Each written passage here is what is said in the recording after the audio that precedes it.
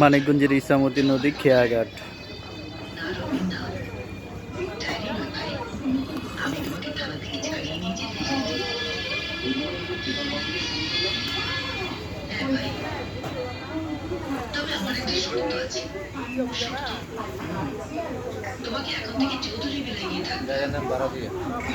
বারাদিয়া জায়গার নাম না?